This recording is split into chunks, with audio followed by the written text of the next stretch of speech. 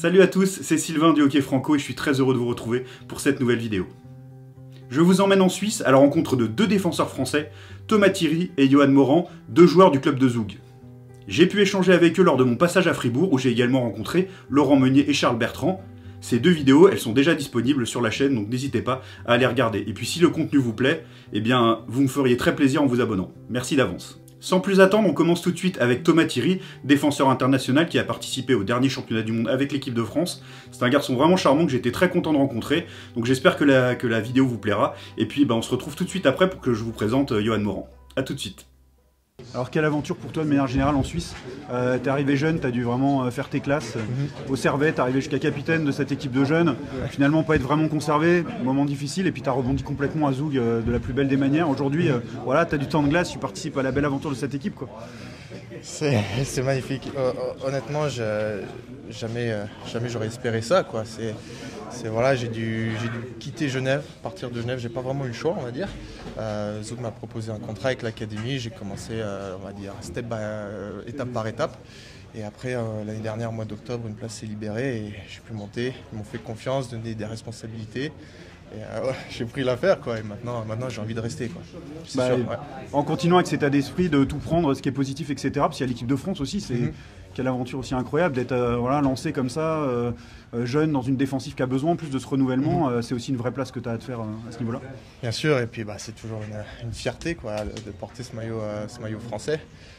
Depuis tout jeune, voilà, j'ai fait les classes U16, U18, U20, donc c'est sûr que je veux continuer dans la lancée, jouer dans l'élite mondiale, donc c'est un immense plaisir. Voilà, tout est à prendre, l'expérience, le niveau, tout, donc que du bonheur. Alors je le disais tout à l'heure, tu es parti jeune de France finalement, et l'attachement il est quand même là, il est profond, il est enraciné. Est-ce qu'on l'a même encore plus peut-être depuis l'étranger? Ah oui, c'est toujours une fierté de dire aux autres, surtout ici à Zoug, qui est une ville en Suisse centrale, de dire oui, je suis français. C'est toujours une fierté, un plaisir. Non, c'est sûr que jamais j'oublierai mes racines, jamais j'oublierai d'où je viens. Mon premier club, c'est Annecy, c'est la France, c'est comme ça. Donc voilà, fier de représenter la France ici en Suisse, et bien sûr après fier de représenter Zoug en équipe de France. Donc tout est bon. Culturellement, tu te sens quand même forcément imprégné de cette culture suisse et des codes un peu culturels suisses, de la vie suisse, etc. C'est une richesse formidable aussi de profiter de tout ça. Oui. Ça fait maintenant 10 ans que je joue en Suisse, et plus particulièrement 4 ans que j'y vis. C'est une belle aventure, ça permet d'être dans un autre pays comme ça, à l'étranger, gagner en maturité, apprendre beaucoup pour devenir plus un adulte. Et puis là, il y a la barrière de la langue et je sais pas, j'adore ça, quoi. Ça me permet d'apprendre, de sortir de ce confort que j'avais quand j'étais en France ou avec Genève. Et vraiment, c'est top, c'est une très belle aventure et bien sûr, j'ai envie de continuer. Alors, elle est riche cette culture suisse, qu'est-ce que tu pourrais nous en dire? Qu'est-ce que la Suisse pour toi aujourd'hui, ou les Suisses, qu'est-ce qu'ils sont, quoi, à côté des Français et de la France que tu as connu évidemment? Niveau hockey, ils investissent beaucoup dans le hockey, beaucoup dans les structures, que ce soit sur la glace, tout est mis en œuvre, donc du coup entraînement hors glace, sur glace. Ensuite on a un staff qui est formidable, donc coach gardien, coach patinage, coach shoot, plus les coachs de l'équipe en général. On a un staff médical et ce qui est bien, c'est qu'on a un suivi de A à Z. C'est qu'ils ne nous lâchent pas et si ça ne va pas, paf, on va leur dire. On a cette communication qui est très importante. Ils peuvent nous aider. Leur but, c'est justement de prendre l'équipe, chaque joueur, et de les emmener le plus haut possible.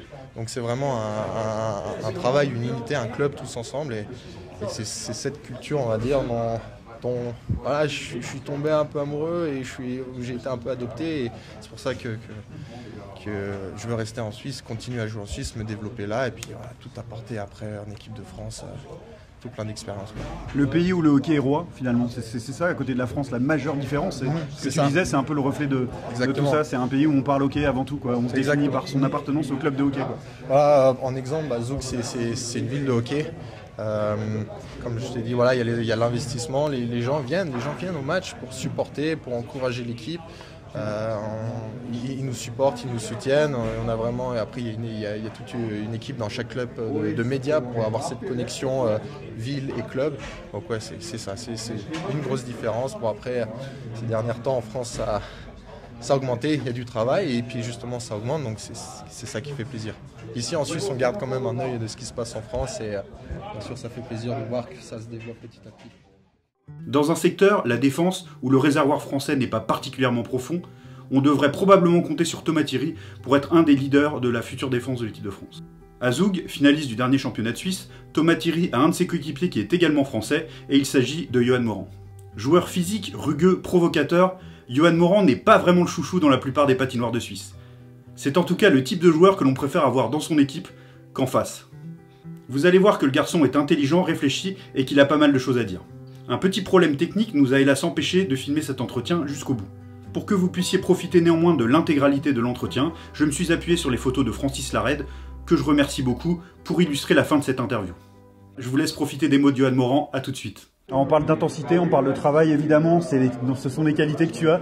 Foncièrement, elle te ressemble un peu, cette équipe quelque part, avec cette volonté, etc. Ça doit te faire plaisir, ça aussi. Avec un peu plus de skills que moi pour certains gaillards. Mais il faut tous les profils. Non mais ouais, je pense que là les coachs ont amené vraiment un système intéressant, vraiment très agressif même je dirais. Que ce soit à 5 contre 5, même en box-play où vraiment on essaye de jamais laisser de temps à l'adversaire. Et ouais, pour moi qui aime jouer agressif, qui aime être au contact, c'est vraiment quelque chose de sympa. Alors justement, dans ton rôle d'empêcheur de patiner en rond, j'ai envie de dire, de rentrer dans la tête de l'adversaire, etc. Comment toi, tu arrives à trouver la juste limite voilà, j'imagine qu'avec l'expérience, tu la trouves beaucoup mieux peut-être qu'il y a quelques années, mais ça doit être un travail quand même de tous les instants parce que voilà, c'est ton tempérament, c'est ton caractère aussi, c'est ce que tu aimes sur la glace et puis en même temps, voilà, faut pas pénaliser l'équipe non plus, quoi. Ouais, exactement, Là ce soir j'ai pris une pénalité qui était pas top, c'était largement évitable même. Mais ouais, je veux dire après faut essayer de rester calme, toujours être en contrôle. Je veux dire c'est comme en boxe, quand on est en colère on n'est pas performant.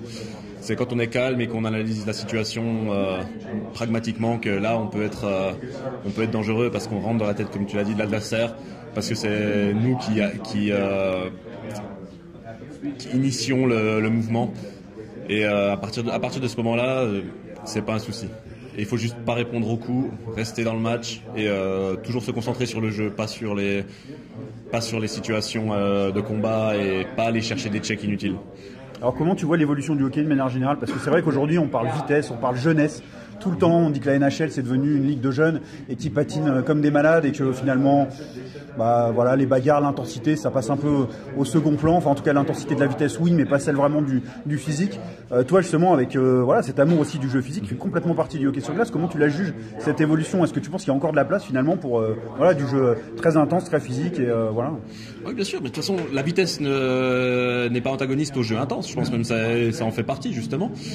Et il y aura toujours une dimension physique et hockey sur glace qui sera là parce que c'est un sport de contact. Donc je pense que c'est bien qu'on ait un jeu qui soit plus rapide, plus fluide et tout, et que le contact reste quand même une partie importante du hockey sur glace. On peut vite avoir une équipe qui est intimidée physiquement s'il n'y a pas de répondant. Donc quelques gros checks, ça peut tourner complètement un match. Donc je pense qu'il y aura toujours ce côté-là dans le hockey sur glace, même si c'est plus les années 90 en NHL où on a 4 bastons par période. Bon là on était peut-être un petit peu trop à l'extrême de l'autre côté aussi. Un peu comme Charles Bertrand pour des raisons assez différentes, mais on n'a pas vraiment ton profil de joueur en équipe de France. C'est peut-être quelque chose qui peut manquer dans un secteur où la France n'est pas très riche en défenseurs, etc. Je sais qu'il y a quelques moments où tu avais fait des choix, notamment par rapport à ta famille, par rapport à la stabilité et tout. Où t'en en es de tout ça? Finalement, il y a un nouveau sélectionneur, Philippe Boson, qui était un joueur extrêmement intense, qui forcément, j'imagine, aime le genre de profil de joueur que tu es. Alors voilà, comment tu te positionnes par rapport à l'équipe de France, tout simplement? J'ai eu des contacts avec Philippe et René Matt, effectivement, où il était question d'un retour avec eux en équipe de France. Mais la situation familiale fait qu'actuellement, pour moi, c'est pas possible. Je dis très sincèrement malheureusement, parce que j'aime beaucoup le projet qu'ils amènent, j'aime beaucoup la philosophie qu'ils sont en train de créer à la fédération. Et j'aurais bien aimé participer à ce projet, mais il y a des événements extérieurs qui ont fait que malheureusement, je pourrais pas prendre part à ça. En tout cas, on pense de ta part que c'est pas du tout un côté éloigné de la France, de ce que ça représente, de représenter le maillot national, de tout ça. Ce qui pourrait se dire quand on ne connaît pas ta situation, finalement ton profil, etc.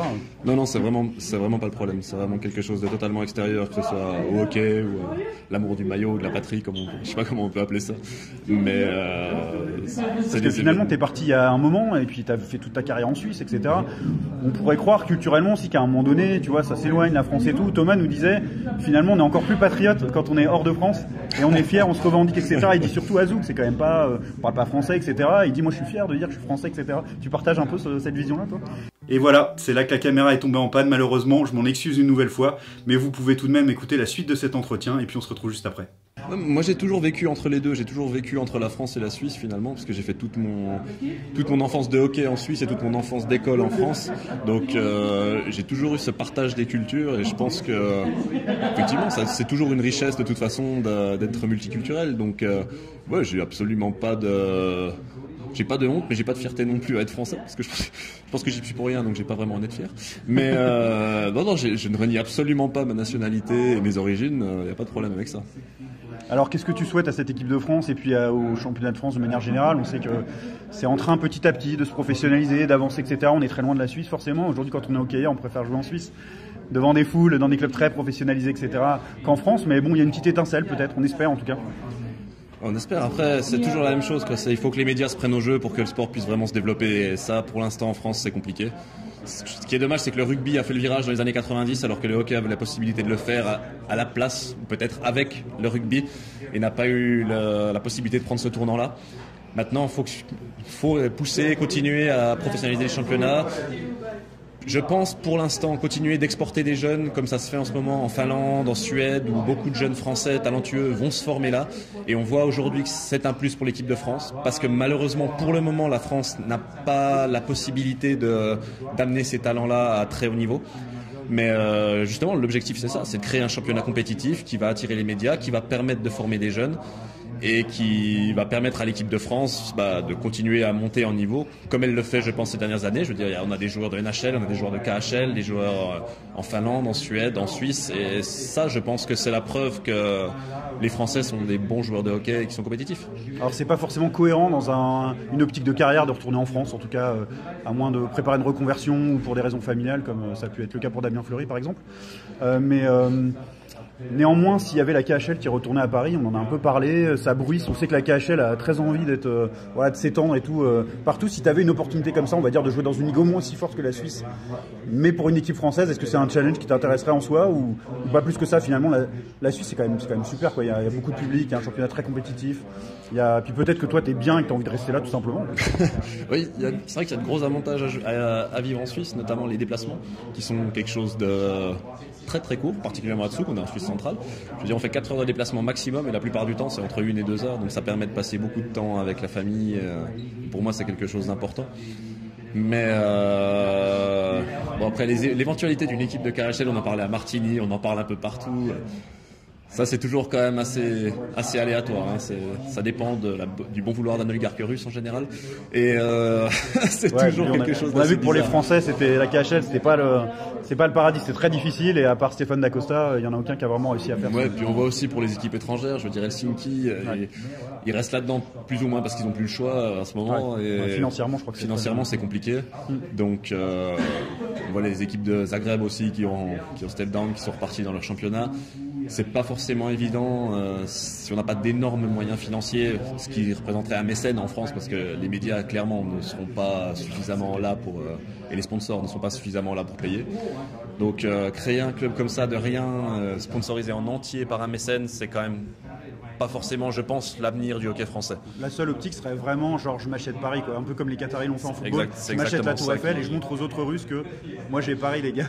Ok, c'est bien, vous êtes en Russie, mais moi c'est ça en fait. Voilà, donc du coup, à long terme, ça serait ça l'option. Et est-ce qu'à long terme c'est bon pour le développement du hockey français, pour le développement des jeunes français? Ça c'est une autre histoire. Ce serait en plus un club totalement hors sol par rapport au hockey français, qui n'aurait rien à voir à tous les niveaux et qui ne profiterait pas forcément pas du tout même au championnat, quoi, à la limite. Et qui aurait beaucoup de joueurs étrangers en plus, c'est ça qui serait. À part 4-5 joueurs, maximum français. Est-ce que ça pourrait potentiellement créer un engouement aussi pour le hockey en France? Ça pourrait créer quelque chose, un espèce comme l'étincelle dont tu parlais là, ça pourrait créer quelque chose. Mais c'est vraiment de la spéculation. On fait vraiment de la spéculation là. C'est compliqué. C'est compliqué de savoir l'impact que ça aurait ou pas.